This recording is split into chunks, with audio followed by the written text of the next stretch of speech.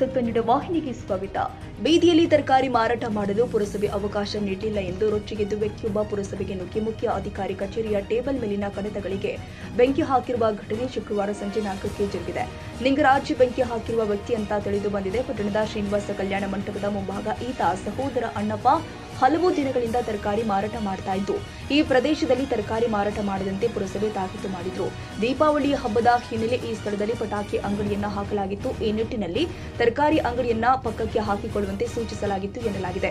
ಈ ಬಗ್ಗೆ ಆಕ್ಷೇಪ ವ್ಯಕ್ತಪಡಿಸಿ ಮಧ್ಯಾಹ್ನ ಸುಮಾರು 2:30 ಸಂದರ್ಭದಲ್ಲಿ ಪುರಸಭೆಗೆ ಬಂದು ಗಲಾಟೆ ಮಾಡಿದ ನಂತರ 4 ಗಂಟೆಯ ಸಮಯದಲ್ಲಿ ಮುಖ್ಯ ಅಧಿಕಾರಿಯ ಕಚೇರಿಗೆ ಬಂದು ಕಡತಗಳ ಮೇಲೆ ಪೆಟ್ರೋಲ್ ಸುರಿದು ಬೆಂಕಿ ಹಚ್ಚಿ ಓಡಿ ಹೋಗಿದ್ದಾನೆ.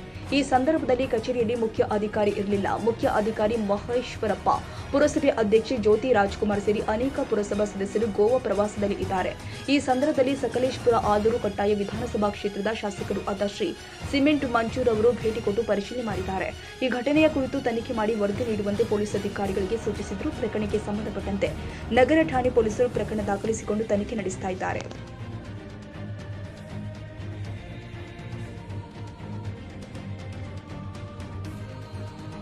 ತಾಜಾ ಸುದ್ದಿಗಾಗಿ ಎಂಟಿವಿ ನ್ಯೂಸ್ 24x7ಗೆ ಸಬ್ಸ್ಕ್ರೈಬ್ ಮಾಡಿ ಮತ್ತು ಬೆಲ್ ಐಕಾನ್ ಅನ್ನು ಒತ್ತಿ. ತಪ್ಪದೇ ಲಿಂಕ್ ಶೇರ್ ಮಾಡಿ.